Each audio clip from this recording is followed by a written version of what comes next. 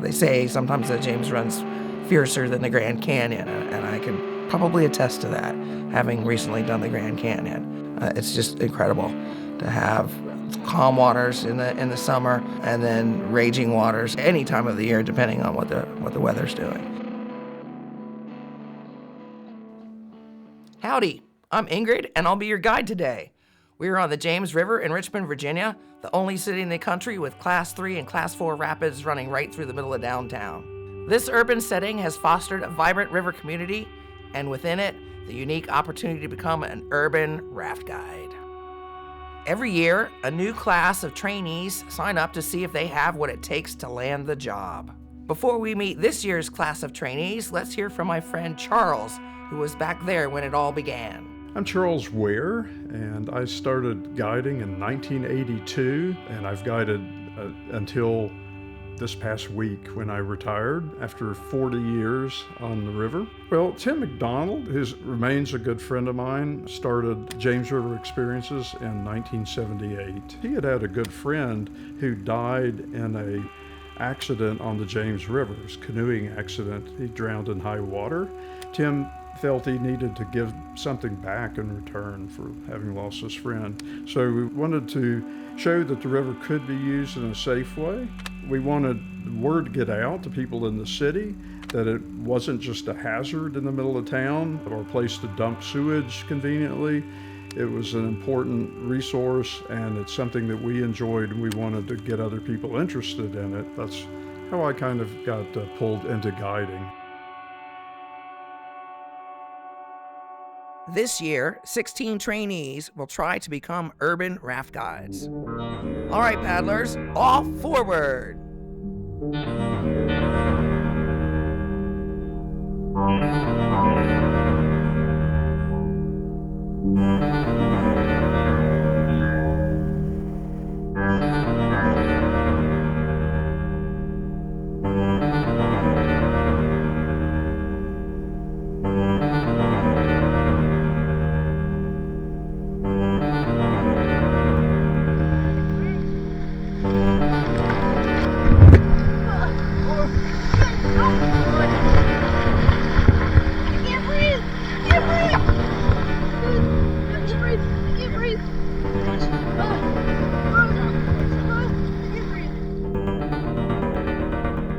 My name is Christine Keenan, and I have very little whitewater experience. This is my first year doing this. Blair Johnson. I've been whitewater rafting for nearly 40 years now almost. My first trip was in 1984. Ashley Gremmel, one-time whitewater rafting and a lot of sailing. My name is Kevin Jackson. I rafted a little bit when I was a teen and got back into it a few years ago. So my name is Angie. I started training raft guides my third season guiding, so all together, including spring and fall training, this is training number 20. And I'm quite familiar with the James River. It's gonna be splashy. Yeah, it's gonna be wet. I think there's probably gonna be some tears, a lot of joy, a lot of stoke. There's gonna be a lot of learning. I'm a teacher by nature, so I get to watch and foster new love for the river. It's not about learning the lines. It's about knowing how the water changes and how the water moves to be able to pick your own line. Because especially on the James and other free flow rivers, the water changes. You know, what's something that's there one day is not gonna be there the next day.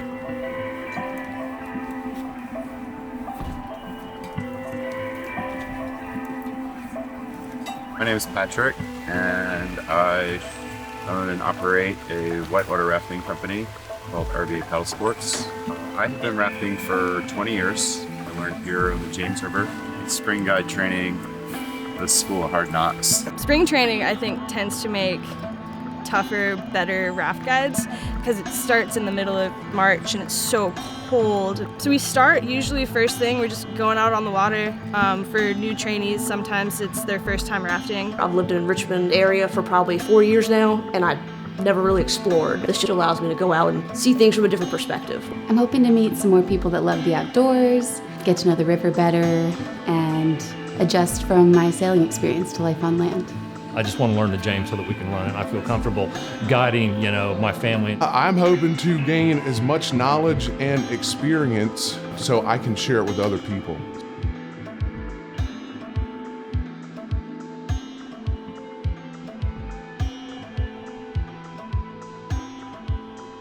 The river drops over 100 feet in elevation through Richmond. Rocks, bridges, and dams all create obstacles that must be navigated by the guides. And different routes are used at varying water levels. For a lot of the trainees, this is their first time seeing the city from the water. Instead of canyon walls or mountains in the background, we've got skyscrapers, trains, and structures from before the Civil War. Seeing the Richmond skyline from the river is so unique. The river is so prominent, you definitely get a different view of it. You go under the bridges and that was where I work, that was where I live, oh, my friend lives over there. You can just see all of it in such a cool place. There's inherent risk in whitewater, and what we can do as trainers is to explain the risks ahead of time so the people who are going into these situations know what they're doing, know what the risks are, know what our plan is to mitigate those risks, and know how to respond if there is a need for them to self-rescue. Rescue situations are never planned, but thanks to one of our seasoned guides, the trainees are about to get an early lesson on what happens when you miss your line. Enter Sanders. You're too far left, buddy. Oh shit. Oh shit. Woo. Oh shit. Whoa. Go to the side, high side.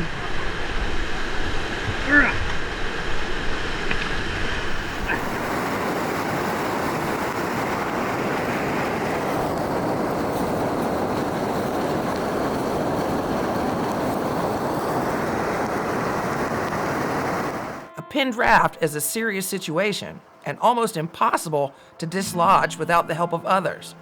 Thousands of pounds of water pressure hold the boat against the rock. Staying calm is important in these situations. If you're not focused, that's when you can slip, fall under the boat. You just need to be calm about it. The team must set up an anchor and assist from the sidelines. So this is setting up the 3-point anchor, which it took me a while, and helped other people on shore, giving out signals, helping me go through the process, because I know how to do it, but it had been a long time. Meanwhile, everything you're trying to attach to is under this amount of rushing water. It was a good learning experience for me, for you, for everybody on shore. Good to see what the stakes are, see if you get in the wrong spot. It can be really hard to get out, seeing the forces of the river, but also seeing everybody come together and work the problem. I thought it was a great learning experience. I was trying to get in there and just observe and do whatever I could to help.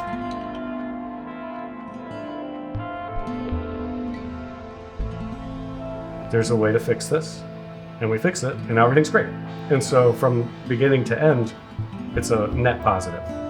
The key thing is these are our friends out on the river, and we need to look out for each other.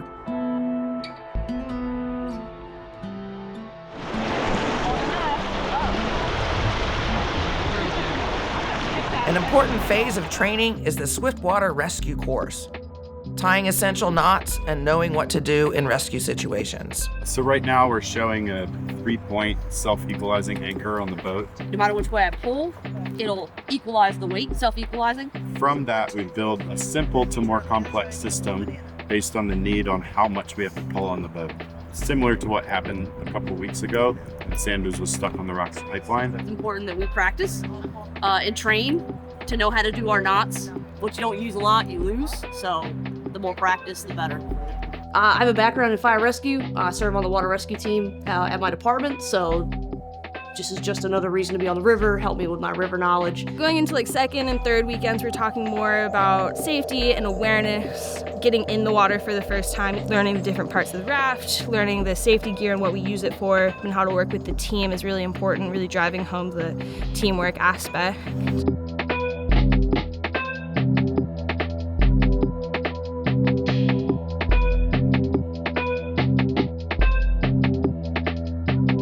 During swiftwater rescue, word got to our group that there were some civilians that needed assistance. There was a couple who'd come out on the river the previous day.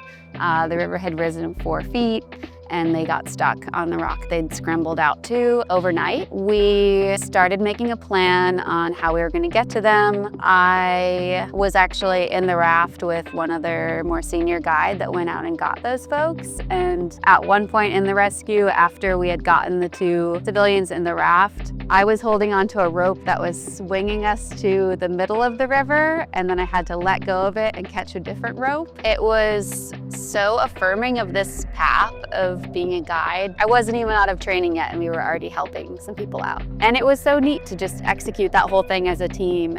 I wanted to bring my calming presence to like see them through that experience.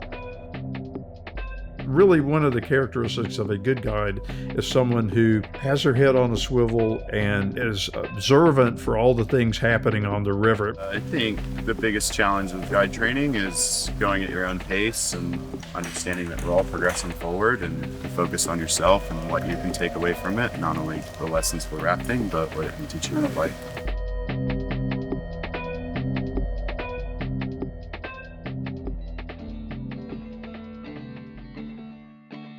I'm Ashley. I'm a little sore all over, but nothing to call out. Right deltoids because I wasn't using my obliques, and then I started using my abs, and now my abs.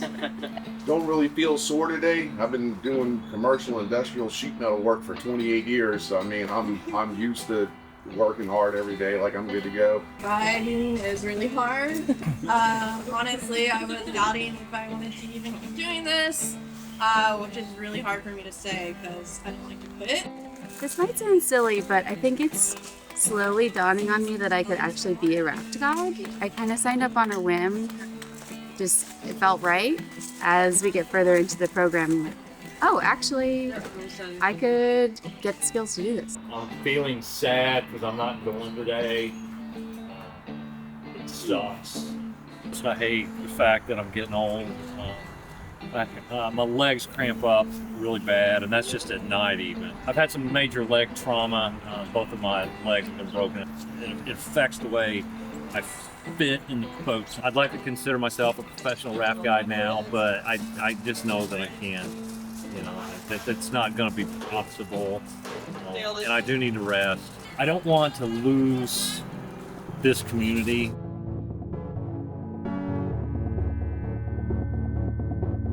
People do fall out and people do get cold, and it is physically difficult. You can meet some like hydraulics or like those rotating, crashing waves. You can get kind of stuck up in there. If it's your first time swimming, that can be really shocking.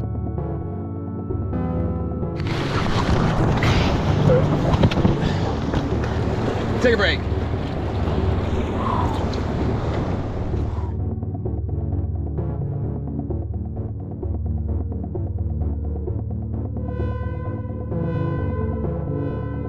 Hollywood is the most technical rapid on the river, named after Hollywood Cemetery up on the hill. The trainees haven't run Hollywood yet because the water's been too high and too dangerous. What's difficult about Hollywood is the river pushes you into dangerous obstacles, so you've got to work hard to keep the raft on a safe line.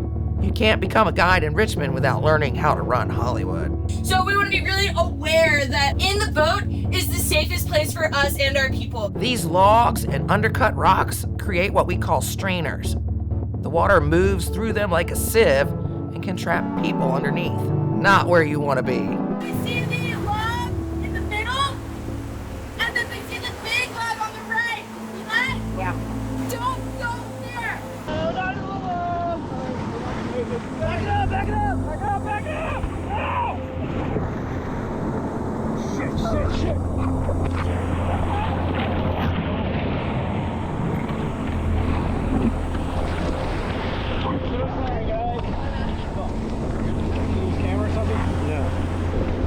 How you feeling? Yeah, let's rewind that to the video right before I don't know, man. Glad we're alive. Yeah. That's how I feel. When I saw you and me going at that tree face first, like, I was crying. I just wasn't prepared ahead of time.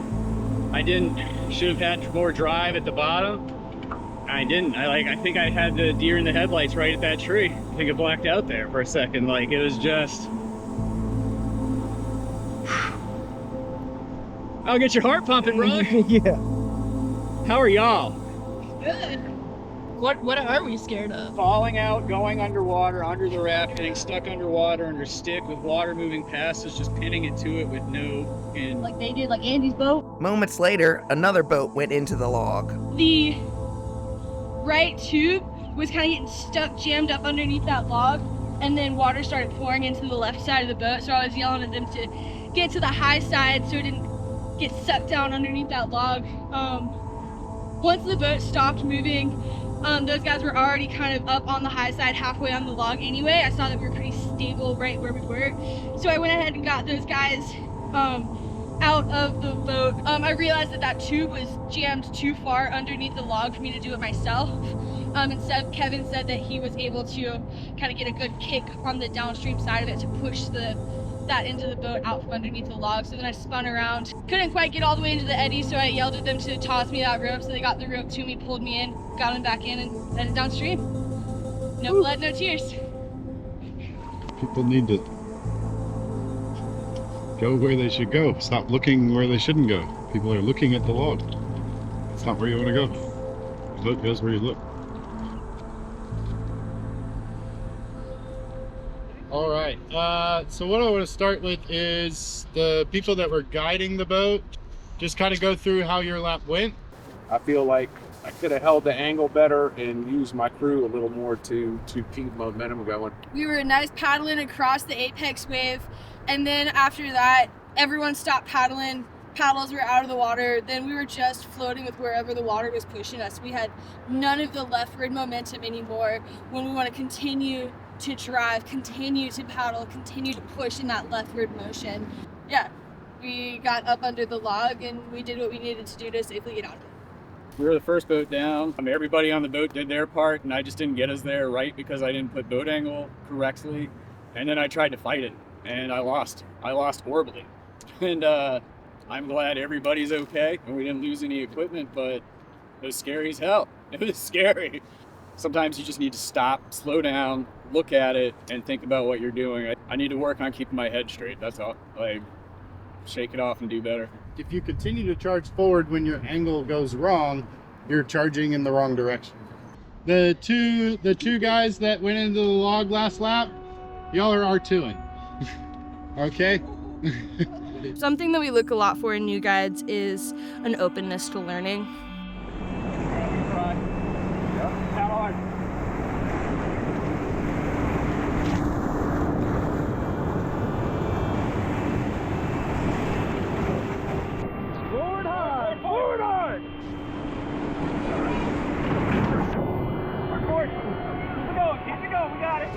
We got it by the bottom of the raft. We did it, man. Redemption!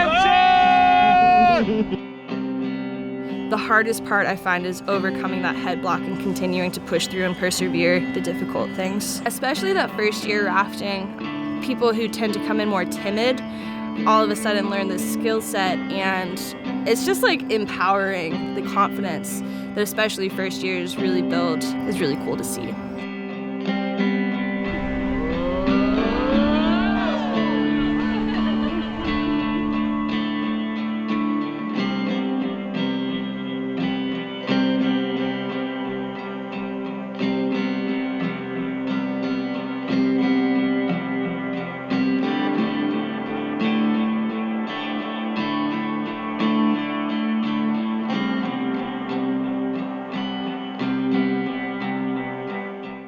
Over 40 years, most of my close friends are boaters.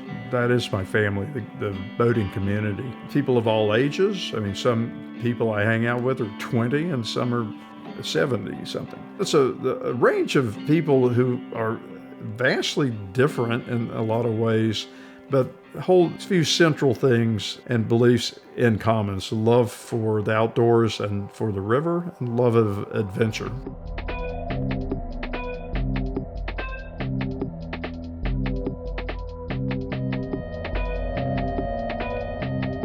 With summer quickly approaching, the trainees finish their certifications and have one final test. They must complete a checkout trip. A checkout trip involves taking paying customers down the river while being observed and graded by a seasoned guide. All right, who's ready to check out? Maybe. I've always loved being on the river, and my boss at the fire department was a raft guide. So we were going out, just us and some friends, and just one day we were out and I was having a great time and we were just chit-chatting and he said, you should be a raft guide. You're right, I should. This is awesome. I want to do this more. Paddle sports was the first one that came up and there was the class. And I was like, well, I guess I'm going to be a raft guide this summer. Or I won't be. If I don't make it, then I guess I won't be a raft guide, but if I do make it, then I'll be a raft guide. So my last checkout, we had full boat with 6 Marines in it, big beefy guys, and that boat was heavy, weighed down. There were a lot of mistakes. I ended up in places I didn't want to be, and that was scary for me because there was no one to help. It was me. From that to the epic failure of my next trip, I definitely walked away that day thinking, well, it was fun while it lasted. More than half of this season's class did not become guides. The hardest part was I got in my own way, which prohibited me from becoming a guide. Pretty disappointed I didn't get to take it further, but life threw stuff our way and now I'm back in corporate work again. But I'd never really rafted before and that was a hell of an experience. I really enjoyed it. Well, I think I walked into this thinking it would be fun and easy, and it really is a lot. I feel like I failed, which is really hard for me to take. 7 out of 16 trainees stuck with it. A lot of people just talk me up and were like, it's okay, keep trying. Don't just walk away. We're good, I can do this. Not every trip is gonna be great, not every trip is gonna be perfect, but we get through it. First trip as a guide, yep, dump trucked it in the area, so it happens. And yeah, a little bit of blood. I guess the James owes me now, I paid my price. Nice. So today I did my first trip as a full-fledged guide, and honestly went very well, better than I expected anyway. I got real comfortable guiding last Sunday, and I'm just excited to move forward with it, see where it takes me.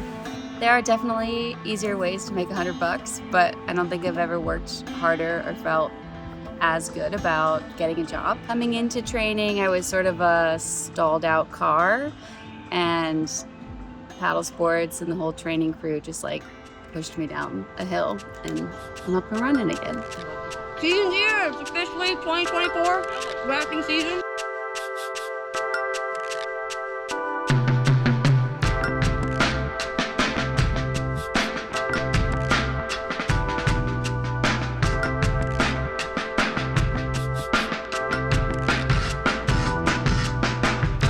I'm tired, definitely, but summer's here. I'm really glad I went through guide training. Kind of a game changer for my life in Richmond.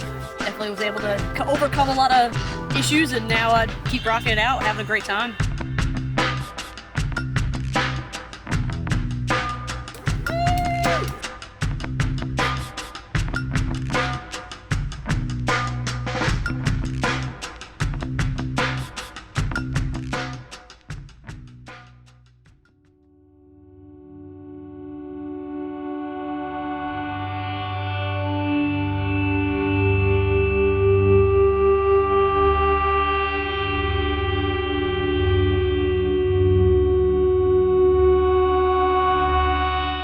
A bunch of us who were paddlers, we were promoting the idea that preserving the recreational resource would also help reestablish the fisheries and wildlife resources on the James. The two are not competing uses of the river, but really complementary. A big issue are the discharges from combined sewers. That carries with it a state mandate to meet Clean Water Act requirements, and will probably mean that somebody's going to have to come up with $1.2 billion to address the issue. Being a raft guide in an urban setting means dealing with urban issues. A leaking sewer pipe turned the river toxic when the city's outdated infrastructure failed. A closed-down pipeline rapid, one of the best rapids and hangout spots in the city. This put a huge damper on the summer season, and it turned a special place into a disgusting mess. It's depressing, it's really sad, and being the guide and knowing that, hey, we're not going to one of the most fun parts of the trip because we can't. It's opened my eyes more to accountability.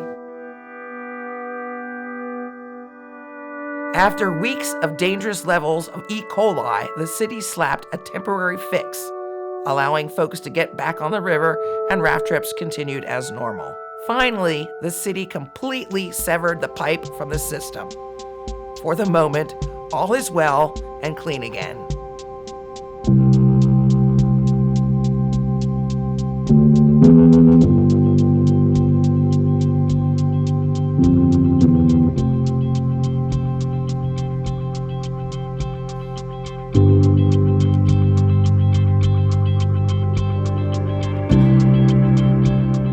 One day I hope to bring my family and my kids into the river. Any little improvement we can do is better. And knowing how to steer a raft is not gonna like save the world or anything, but if your house is getting flooded, understanding how water moves could help. This whole experience just added so many skills for me to navigate that stuff and to have a clear head and be able to help other people does a little bit of something for the climate anxiety. You know, you get in some high-risk situations out there, and to be able to kind of control your emotions and keep calm and make split-second decisions, it's really been a process. Just back in March and April, I was doing the training to become a guide, and now I've got the opportunity to come out here and share with other people what I've learned over the last couple of months. I'm getting ready to turn 47 in November. Like, I've got to be the oldest rookie in RVA paddle sports history. Like, it's crazy, man. Like, what am I doing here? But I love it. I just never wanted to be in a position where I have any doubts about my ability to act in a rescue situation. So I'm happy to continue paddling, but I've decided I'm going to stop guiding while I'm at least not at the top of my game, but at least in the game. I moved down to the Chattooga straight out of college. I was 20 years old when I moved down there. I was a young, independent woman, and I didn't need any man. And I met Eric about 2 weeks later. Now we've been married for just over 6 years now. I wouldn't have met him if I wasn't on the river. We have a almost 3-year-old son. Yeah, I mean, I owe all of it to being on the river in whitewater and the immediate connection I had when I first felt it. Even the best guides have bad days, and that's okay. And that's what I love about it. You just take what the river gives you, and you just have a good time. Being a guide requires a lot of confidence. I think it just did me some good to like pretend to be that person, and then I became that person. When I'm on the river, I feel free of worldly worries. It taught me mindfulness. It's a moving, dynamic situation that captures all my imagination and senses. And that's one of the things I just love about it. It just engulfs me. The more I learned about the river, I feel the more I learned about myself. It's incredible to be here, and I'm truly grateful.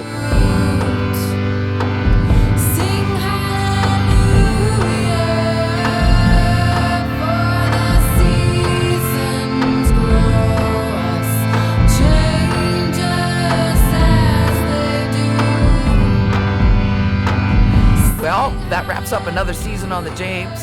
Thanks for coming rafting with us. And as always, don't forget to tip your guide.